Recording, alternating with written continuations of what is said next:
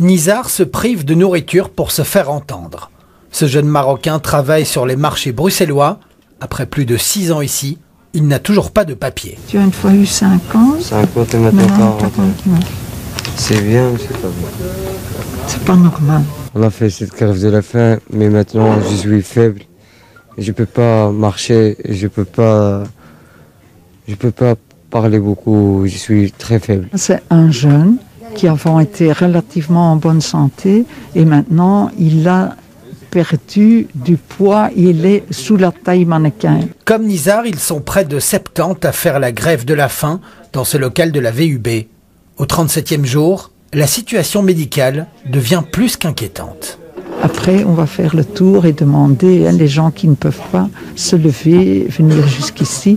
À ceux-là, on va les voir à côté de leur lit, prendre aussi les paramètres parce que ça reste important. Quand tu es très maigre, on peut calculer le poids et la taille et le mettre dans ton dossier. Médecins du Monde est en manque d'effectifs. Il lance un appel à bénévoles car les sans-papiers ont peur pour leur santé, mais ils ne comptent pas lâcher.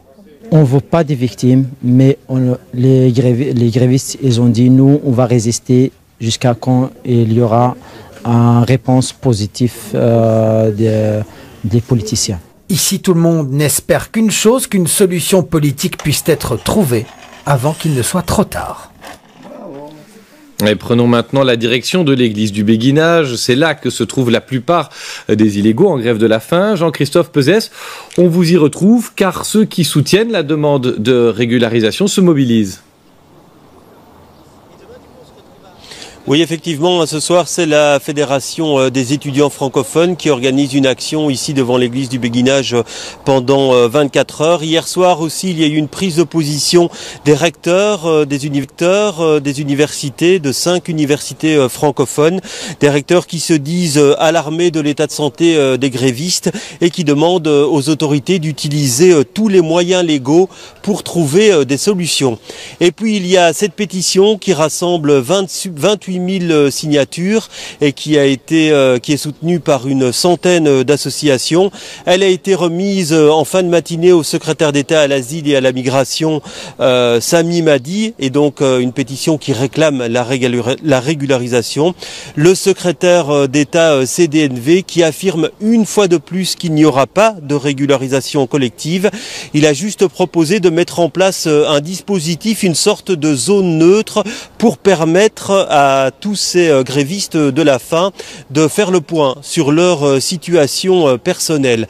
Ça, c'est une prise de position qui ne plaît pas évidemment à toutes ces associations et aux grévistes de la faim, des grévistes qui se disent déterminés ce soir à maintenir la pression. Merci Jean-Christophe Pezès pour ces éléments en direct de l'église du Béguinage. Nizar se prive de nourriture pour se faire entendre. Ce jeune Marocain travaille sur les marchés bruxellois. Après plus de 6 ans ici, il n'a toujours pas de papier. Tu as une fois eu 5 ans. 50 et maintenant 40 ans. C'est bien, c'est pas bien. C'est pas normal. On a fait cette grève de la faim, mais maintenant je suis faible. Je peux pas marcher, je peux pas parler beaucoup, je suis très faible. C'est un jeune qui avant été relativement en bonne santé et maintenant il a perdu du poids, il est sous la taille mannequin. Comme Nizar, ils sont près de 70 à faire la grève de la faim dans ce local de la VUB. Au 37e jour, la situation médicale devient plus qu'inquiétante. Après, on va faire le tour et demander les gens qui ne peuvent pas se lever, venir jusqu'ici. À ceux-là, on va les voir à côté de leur lit, prendre aussi les paramètres parce que ça reste important. Quand tu es très maigre, on peut calculer le poids et la taille et le mettre dans ton dossier. Médecins du Monde est en manque d'effectifs. Il lance un appel à bénévoles car les sans-papiers ont peur pour leur santé, mais ils ne comptent pas lâcher. On ne veut pas des victimes, mais les grévistes, ils ont dit nous, on va résister jusqu'à quand il y aura une réponse positive des politiciens. Ici, tout le monde n'espère qu'une chose, qu'une solution politique puisse être trouvée avant qu'il ne soit trop tard. Et prenons maintenant la direction de l'église du Béguinage. C'est là que se trouvent la plupart des illégaux en grève de la faim. Jean-Christophe Pezès, on vous y retrouve car ceux qui soutiennent la demande de régularisation se mobilisent.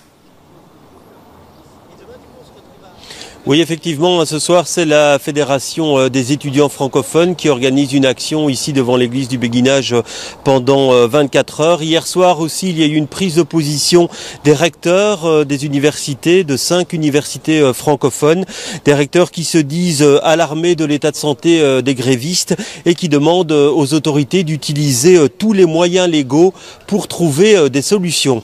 Et puis, il y a cette pétition qui rassemble 28 000 signatures et qui est soutenue par une centaine d'associations. Elle a été remise en fin de matinée au secrétaire d'État à l'asile et à la migration, Sami Madi, et donc une pétition qui réclame la régularisation. Le secrétaire d'État CDNV qui affirme une fois de plus qu'il n'y aura pas de régularisation collective. Il a juste proposé de mettre en place un dispositif, une sorte de zone neutre pour permettre à tous ces grévistes de la faim de faire le point sur leur situation personnelle. Ça, c'est une prise de position qui ne plaît pas évidemment à toutes ces associations et aux grévistes de la faim, des grévistes qui se disent déterminés ce soir à maintenir la pression. Merci Jean-Christophe Pezès pour ces éléments en direct de l'église du Béguinage. Nizar se prive de nourriture pour se faire entendre. Ce jeune Marocain travaille sur les marchés bruxellois. Après plus de 6 ans ici, il n'a toujours pas de papier. Tu as une fois eu 5 ans. 50 et maintenant 40 ans. C'est bien, mais c'est pas bon. C'est pas normal. On a fait cette grève de la faim, mais maintenant je suis faible. Je peux pas marcher, je peux pas parler beaucoup, je suis très faible. C'est un jeune qui avant était relativement en bonne santé et maintenant il a perdu du poids, il est sous la taille mannequin. Comme Nizar, ils sont près de 70 à faire la grève de la faim dans ce local de la VUB.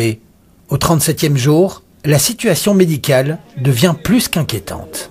Après, on va faire le tour et demander les gens qui ne peuvent pas se lever, venir jusqu'ici. À ceux-là, on va les voir à côté de leur lit, prendre aussi les paramètres parce que ça reste important. Comme tu es très maigre, on peut calculer le poids et la taille et le mettre dans ton dossier.